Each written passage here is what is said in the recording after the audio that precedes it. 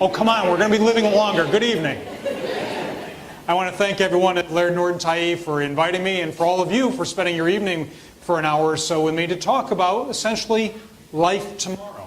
Have you ever thought about what aging really is? It is life tomorrow. Because have you ever thought about what the alternative to aging is? Not nearly as pretty.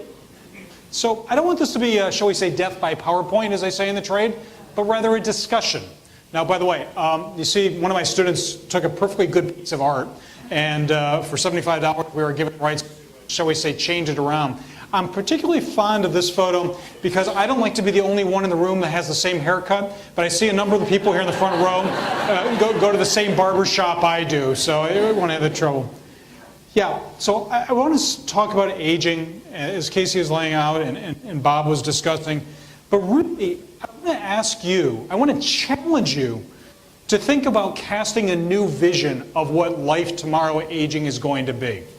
As Casey highlighted, retirement is going to be very different than what our parents had. The world is very different. We have different expectations and the like. And what I want to tell you a story about today is a little bit about demographics. If you don't know about the numbers of old folks, it's not just us aging. A lot of other people are aging and aging a lot faster. And how many of them there are, and how that's going to change business, is going to change government, and frankly, going to change our lives overall. And then talk a little bit about this next generation of older adults that are coming down the pike. And we might as well get this out of the way now. And by the way, class participation is 10% of your grade. And by the way, I'm farsighted, I will call on you. How many of you were born between 1946 and 64? Raise your hands. Okay, these are the baby boomers. See the people who don't have their hands up? They either wish you would just go away or stop whining.